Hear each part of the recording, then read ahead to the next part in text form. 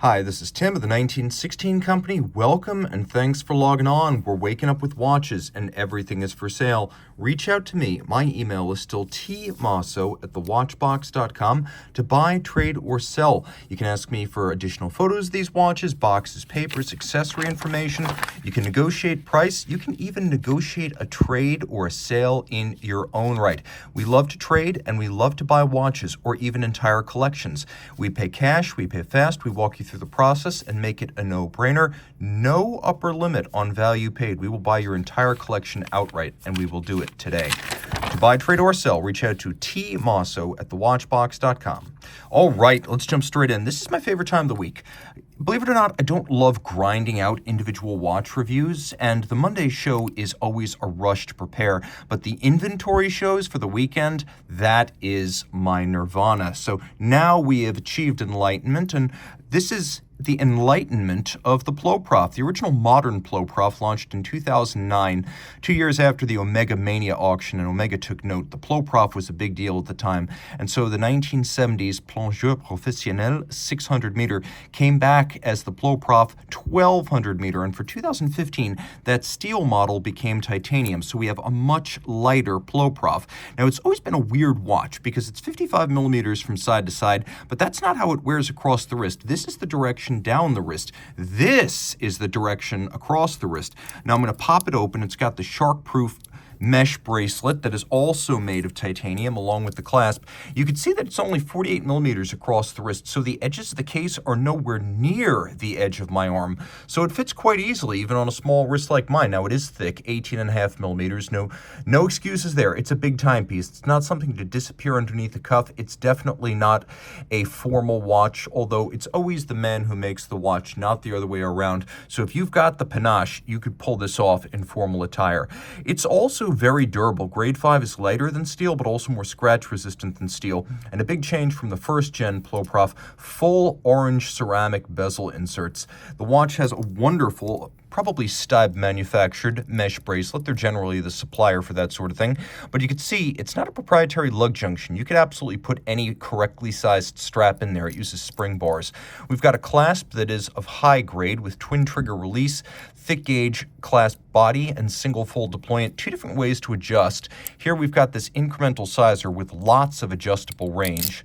And then we've got the traditional all or nothing fold out dive extension. Now combine them and you wind up with about 50 millimeters of total extensible length. Another big difference with the second generation PloProf 1200 meter is that you get a more modern movement, but it's also a display case back so you can actually see that movement. On the dial side, the dial is now made of titanium, media blasted. No data on this one. It's a little bit of a cleaner look. There is the ever amusing telescoping crown device, which you can see works just like this. And it has a little telescoping member on either side of the crown. So like the Panerai crown guard, it protects your crown from a direct blunt force trauma. And then you pull it out and you can operate the watch, of course, but it's also got a time zone mode where if you wish, you can operate the hour hand independently of the rest. So this is how you operate everything here. You just pull out the telescope, you've got hacking seconds, and then you've got the time zone capability if you want to move the hour hand independently. As on the original PloProf, it's actually a bidirectional bezel. You press this little plunger at the top, and then it turns in either direction. As soon as you release the plunger, it gives up. Now, it's completely locked. There is a helium escape valve hiding in the flank. Let's put it into the lume test and see how it does. As you can see, the bezel pearl and the minute hand are both green. The rest of the dial, including the fully luminescent ceramic insert, that is blue, so you can always tell the time at a glance. This is a really cool watch. This is what Roger Ruger, editor-in-chief of Watch Time magazine, wears. I always admired his and the fact that he did, in fact, wear it every day, and he said he's worn a lot of smaller watches that wear bigger. This is a big watch that wears small. Okay. Sticking with Omega, because Omega is where I got my start in watches, so I always like to open these shows with an Omega if I can. This is a model launched in 2018, and frankly, I thought Omega was taking a shot in the dark.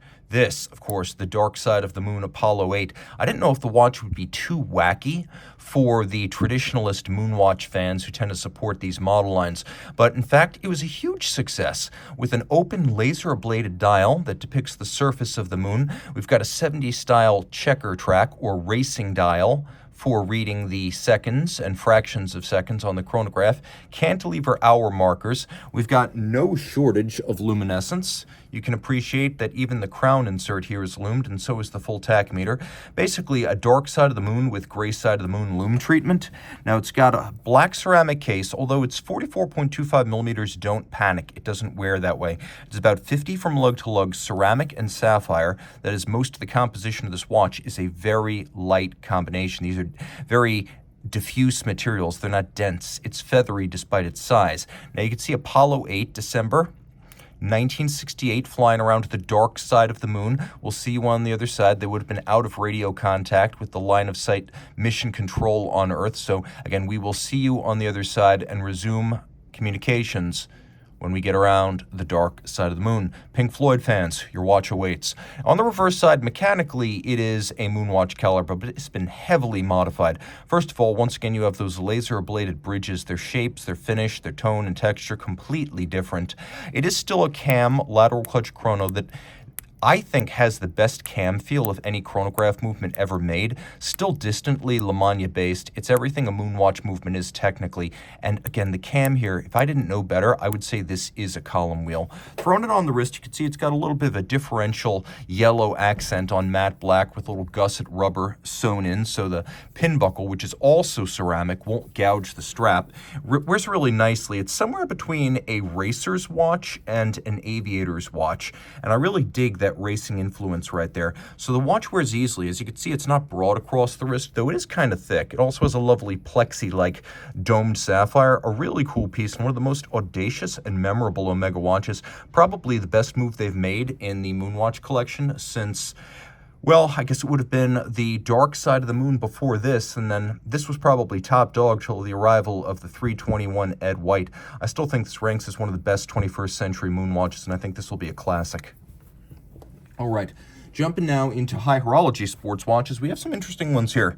In late 2017, FP Journe launched his Chronographe Monopoussoir Rattrapante, a watch that, according to its maker, filled in a glaring hole in the sports watch market, because who among us did not need a Monopussoir split-second Grand Dot chronograph? And that's exactly what we have here.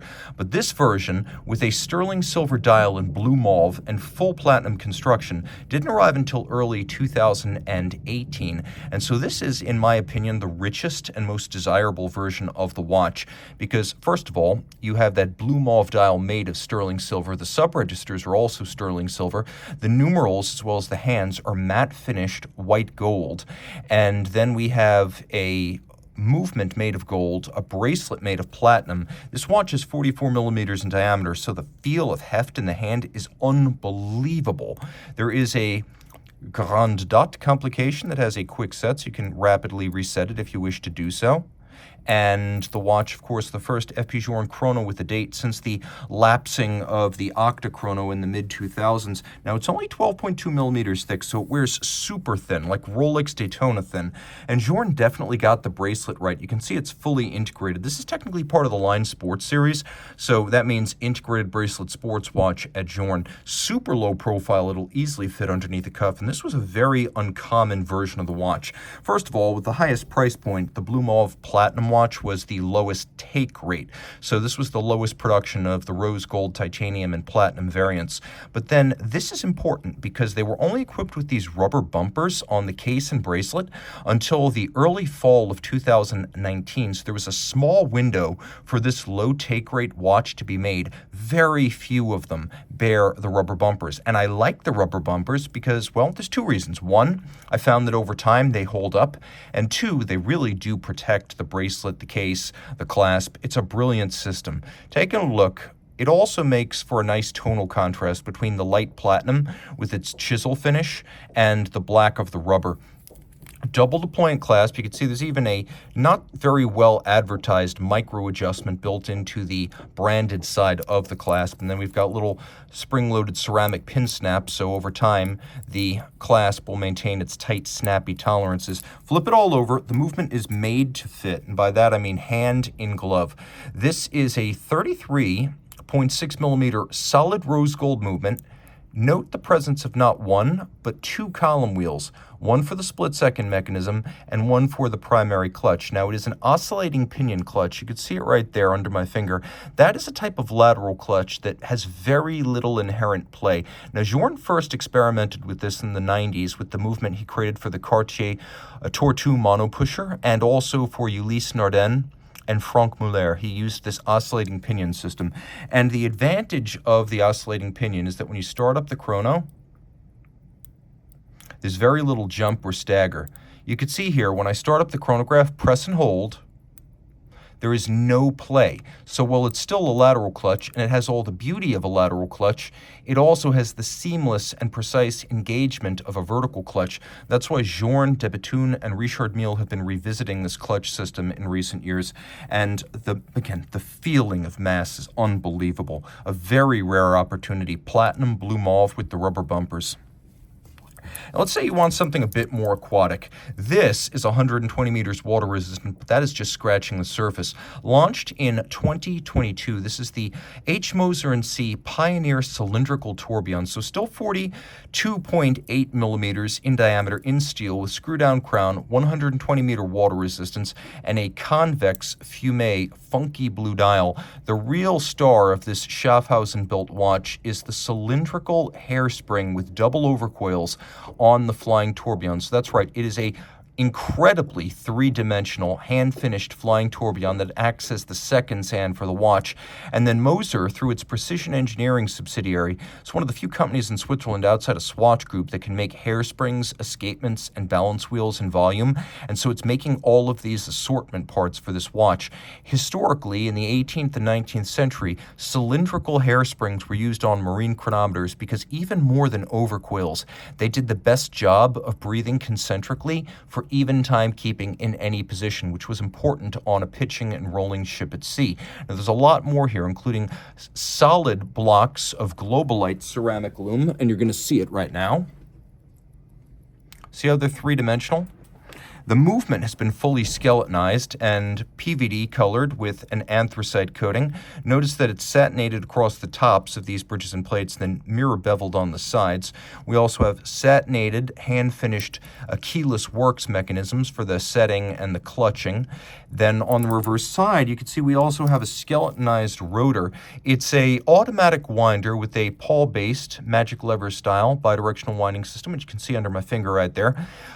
Ceramic bearings for the base of the tourbillon. It has a nice broad ceramic bearing or hybrid ceramic bearing base on which can pivot with very little friction. You notice the crown wheel's been opened up, so as the barrel, and you can see the coiled mainspring inside, so you know it's fully wound, which is sort of like an informal power reserve.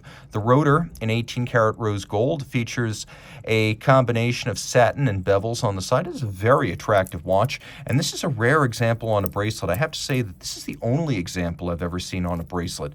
It comes with the Brogioli micro-adjustable rack and lock based system. So you just press the logo and then you've got some extensible length with a couple of intermediate stops. And while it is a large watch, I could wear it on my 16 centimeter circumference wrist. Again, 120 meters water resistance. This is a wear it all the time type of tourbillon. And you can see that it really does wear on a smallish wrist. You might even be able to get away with it on a slightly smaller wrist than my 16 centimeter circumference forearm. Okay, here come two on straps, and a most unexpected example. This is one of the few Royal Oak models ever made expressly with a strap in mind. It is the reference 14800, and this is a late 1990s example. 36 millimeters in diameter, technically like the 14790. This is one of the mid-size Royal Oaks, but automatic, fully loomed, with a military dial and a monoblock case. This is a throwback. You can see the characteristic Royal Oak logo on the dial. It's uncommon to see it on dials. You'll also note this is not a hobnail dial. This is what's known as the military dial. We'll do a quick loom shot so you can get a good read of how this watch glows. And so all three hands luminescent.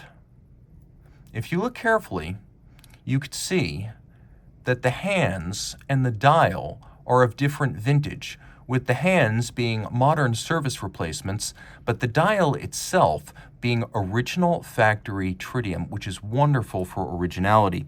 You can also see that the watch is well preserved, with strong definition of the bevels and the breaks between the polished and satin elements.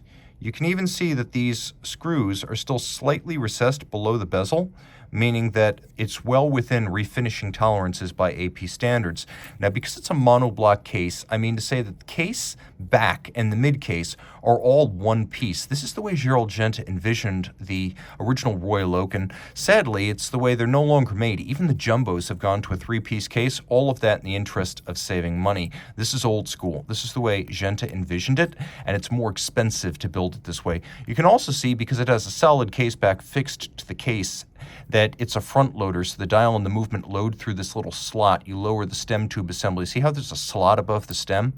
And it is a JLC 889 inside from an era when Audemars Piguet actually owned 40% of JLC. You can also see that this is specifically designed for a strap, as the combination of the lug shape and the bracket on the bottom will only mate with a strap attachment. This is definitely not for a bracelet. Taking a look, you can see that there is a sort of half bezel.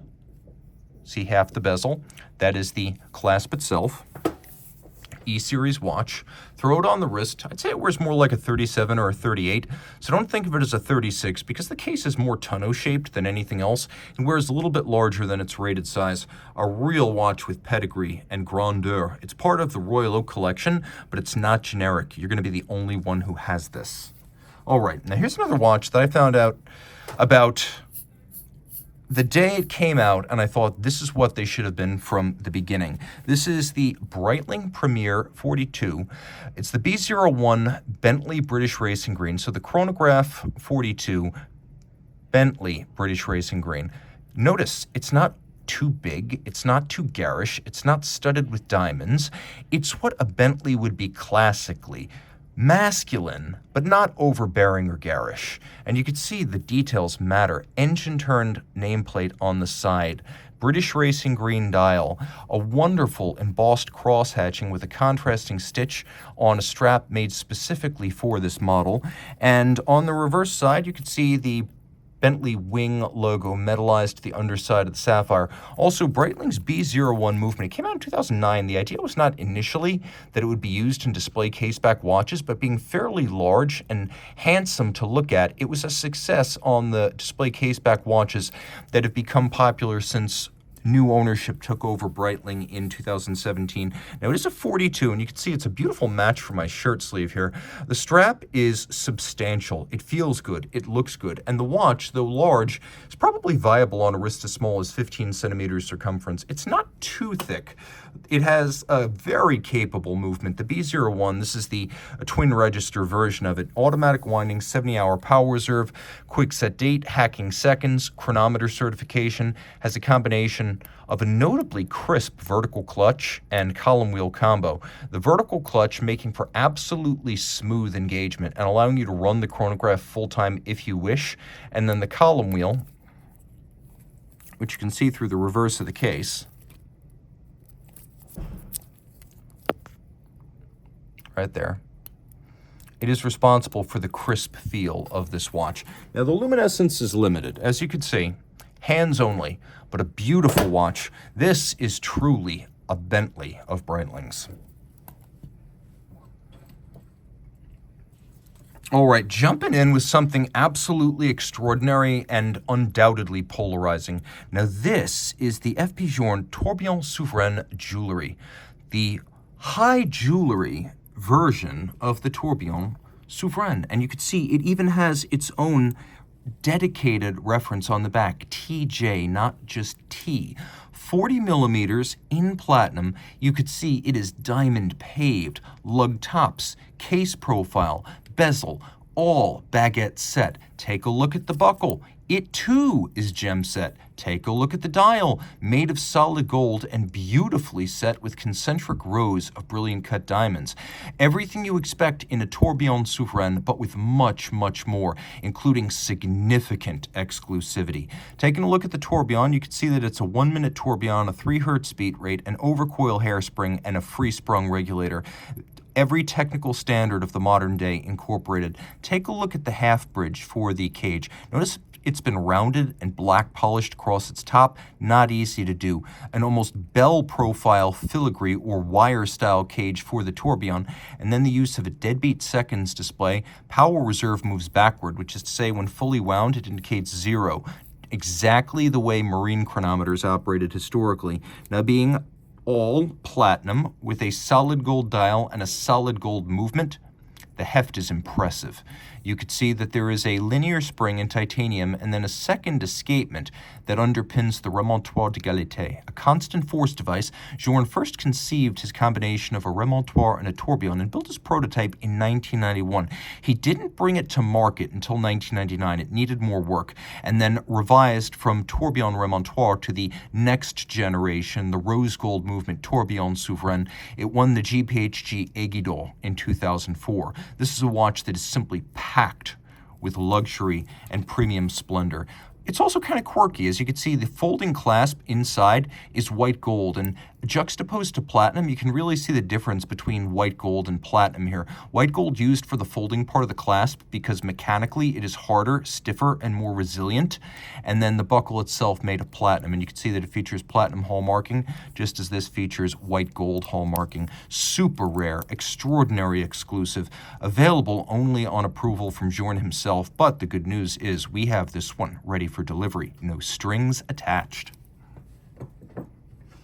Finally, this might be my favorite new watch of 2023, and I think full year, looking back with everything now on the table and no more releases as we're in 2024, I can tell you that the Moser Endeavour Perpetual Tantalum series, all 3 versions, including lapis, as you see here, jade, its sister dial, and the abyss blue enamel, all of them spectacular. First, Edouard Mélon, CEO of Moser. His father used to be CEO of Audemars Piguet, and so Edouard's first fine watch was one of the lovely mid-size Royal Oak Tantalum watches from the late 80s, early 90s. He never forgot about that, and when he took over Moser in 2012, Edouard always wanted to revisit Tantalum, and so it has been done here in a 42mm case featuring the wonderful, organic, almost molten metal profile of the Endeavour. It's one of the most complex case shapes in the business, as sinuous and sexy as the day it debuted.